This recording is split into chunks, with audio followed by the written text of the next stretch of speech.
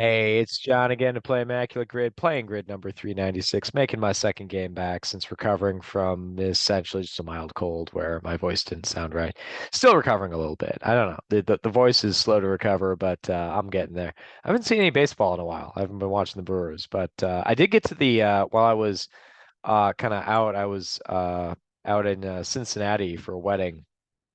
And I did see a baseball game at Great America Ballpark in Cincinnati. It was my son's first baseball game. We only stayed like 5 innings, I think, but it's a beautiful ballpark out there. I know we got some Reds super fans on our comments here.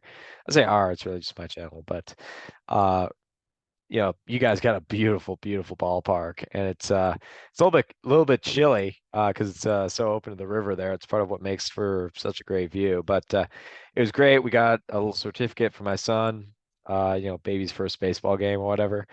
And it was a pretty exciting game though. The Reds were coming back against the Phillies when we left. I don't actually know how even the game ended. It shows what a terrible fan I am, but again, not a Reds fan, so we were just checking out a awesome ballpark. Anyway, that's my baseball story. Let's get into Immaculate Grid because that's what you all tune in for. I'm gonna share my screen here. Need to find the clock. There it is. See, I just had to bring it over. All right. Now I'm sharing everything. Let's hit refresh. Let's hit go, and away we go. Oh, no teams on a Thursday. That's new. All right. Hall of Fame, 10 homer season. Carl Yastrzemski. Why not? Because his name is hard to spell. That's why. All right. I don't know. Pujols. 10 homer season played in the Negro Leagues. Willie Mays played in the Negro Leagues. All right. 10 win season Hall of Fame. Sandy Koufax, among others. Greg Maddux, I'm sure, was an all-star. 10 win season, having played in Negro Leagues. Bullet Rogan won 10 games there, 300 average. All right, so I don't know. Yount. Oh, for his career. Shoot, I messed up. Yount's only 285 for his career. All right, well, I'll still go with the Brewer. I'll go with Molitor. I'll go with Yount here. I saw season. Oh wait, I went with Yount again. Ah, I messed up twice. Oh, why'd I do that? All right, well, that's embarrassing. I was rushing because I was right at a minute. All right.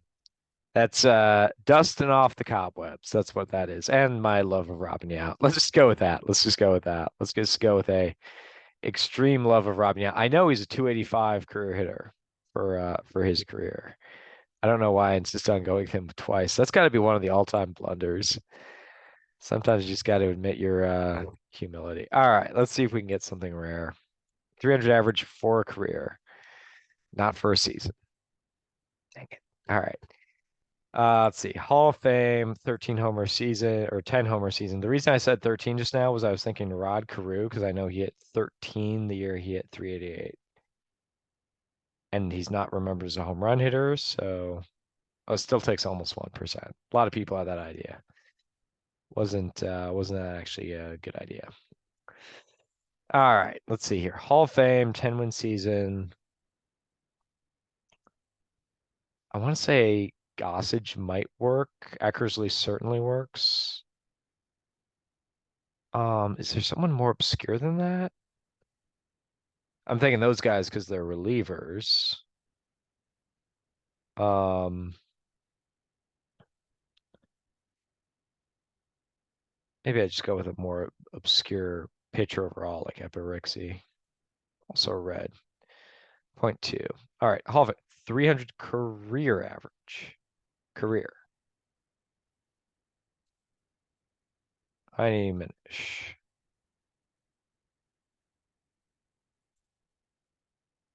Now for All-Star, I'm gonna go with Francisco Rodriguez. He's certainly been an All-Star. And how about Dobby Moore? All right, so they went sub 0.1% there. All right, 10 wins. Ben Sheets was an all-star in his first season, a couple others, I think. 0.4.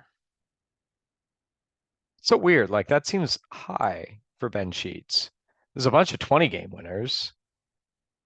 Like that's still like, 150 or so. Well, not more than that, like 170 people or so. No, no, 150. 150 is closer. All right, 10-win season by someone who played in the Negro Leagues. How about Don Newcomb? Oh, that took 10%. All right. That was not nearly as obscure as I thought it was going to be. All right, 10 homers out of someone who played in the Negro Leagues. I'm not sure if Gilliam works. He's not a power hitter. Robinson does work. Mays works. Obviously, Josh Gibson works. What about a Heavy Johnson? You get there? Takes 0.1. Nice. Then All-Star with 10 home runs in a season. How about 2002 Milwaukee Brewers All-Star Jose Hernandez? 12, with 10 of those coming from one guy. 78% from Satchel Paige. How many are there though? 97. So there's just a lot of pitchers who did actually win 10 games in the Negro Leagues, I think. Because like 10 wins wasn't that crazy. 20 wins was kind of a big ask. I think there was only one guy who got to 20 wins. Because they mostly played, I think they maxed out about 100 games per season for a team. So, all right, well, I'll take a 12. That's really good. I'm really embarrassed by my timed round earlier. I just kept wanting to go back to Jose Hernandez, but I got a couple Brewers here. The middle row is all Brewers, so I didn't forsake the Brewers at all in the rarity round. Ben Sheets at 0.4, a little bit higher than I would have thought.